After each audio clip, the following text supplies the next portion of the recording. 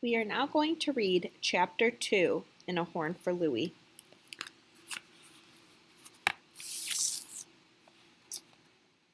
Chapter 2, The Junkyard. The junkyard where Louis worked stood on the corner of Franklin and Perdido Streets. It was just a block away from the Girard Street Cemetery.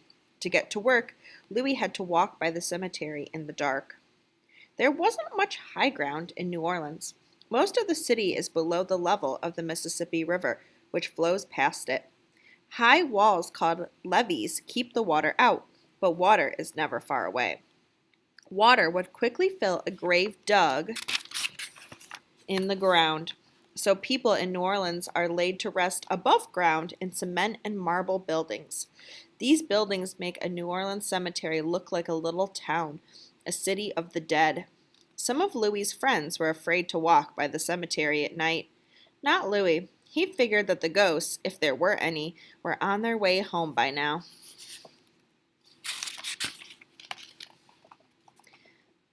"Good morning, spooks," Louis laughed in a loud voice. "Did you all have a good night? Sweet dreams now. Don't let the bed bugs bite."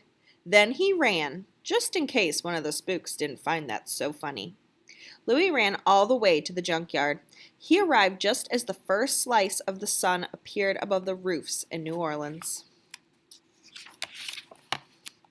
The sign above the junkyard gate said, "Karnofsky and Sons. We buy paper, rags, old iron."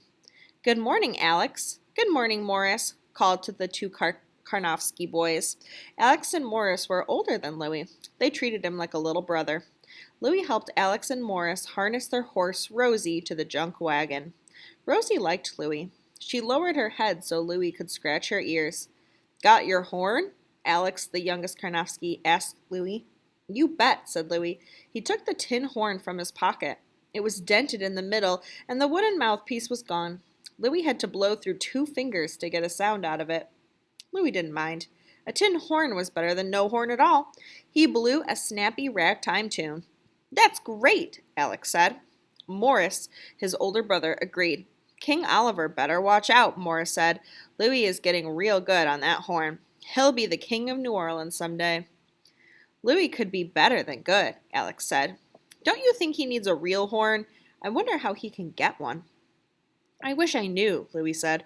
"Horns cost a lot of money. I don't know how I'd ever save enough to buy a real one." "You never know," said Alex. "Today could be the day.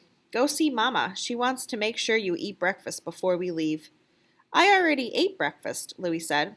He didn't want to tell Alex or Morris the truth. "Then you'll eat another one," said Morris. "We know how much you like to eat.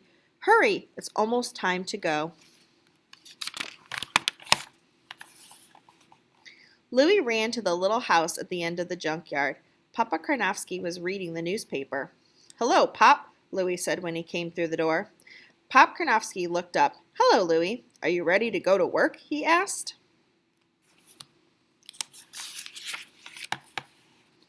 "Louis will be ready to go to work after he eats," said Mama Karnofsky.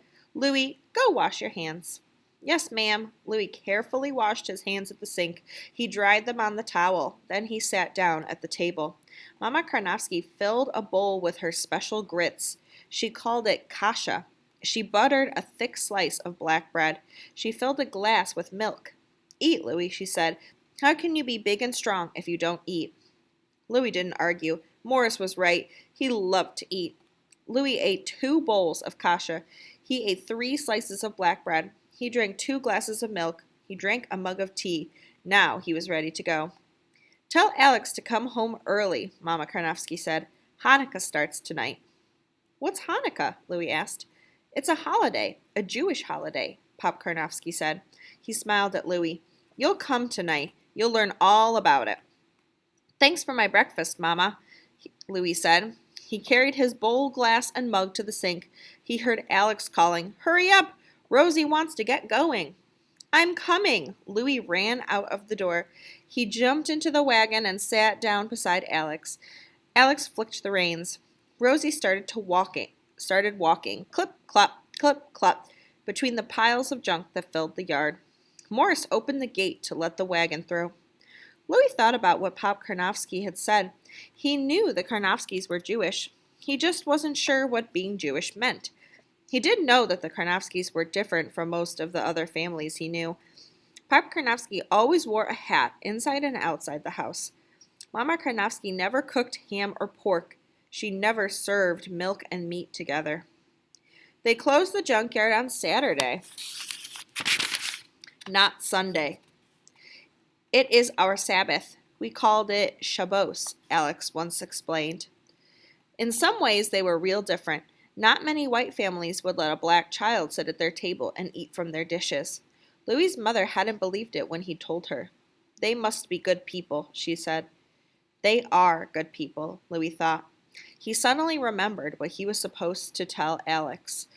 Mama says we have to come home early. Tonight is Louie could not remember the word. Hanukkah, said Alex. I didn't forget. Got your horn? Yeah, said Louie. Then off we go, said Alex. The junk is waiting. And that is the end of chapter 2.